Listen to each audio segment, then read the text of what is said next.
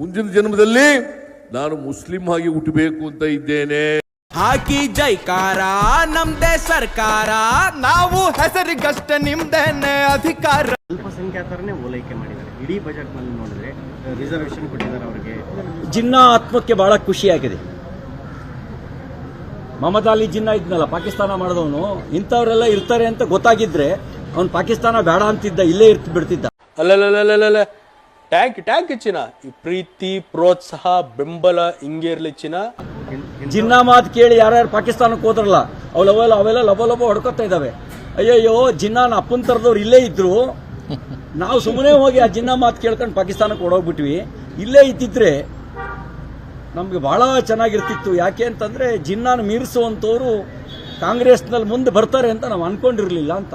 ಮುಂದಿನ ಜನ್ಮದಲ್ಲಿ ನಾನು ಮುಸ್ಲಿಂ ಆಗಿ ಹುಟ್ಟಬೇಕು ಅಂತ ಇದ್ದೇನೆ. ಜಿನ್ನಾ ಆತ್ಮಕ್ಕೆ ಬಹಳ ಖುಷಿಯಾಗಿದೆ.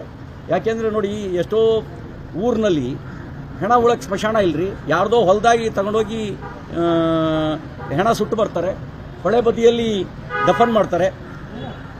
ಅವಲ್ಲಿ ಒಂದು ಕಡೆ ಸ್ಮಶಾನವೇ ಇಲ್ಲ, ಇನ್ನೊಂದು ಕಡೆಗೆ ಖಬರ್ಸ್ಥಾನಗಳ ಅಭಿವೃದ್ಧಿಗೆ ಕಾಂಪೌಂಡ್ ನಿರ್ಮಾಣಕ್ಕೆ 150 ಕೋಟಿ. ಡಾಕ್ಟರ್ BR ಅಂಬೇಡ್ಕರ್ ಅವರು ಮತೀಯ ಆಧಾರಿತ ಮೀಸಲಾತಿನ ವಿರೋಧ ಮಾಡಿದರು. Religious based reservation I can't do ಅಂತ ಹೇಳಿದ್ರು, ನಾನು ಕೊಡಲ್ಲ ಅಂತ ಹೇಳಿದರು.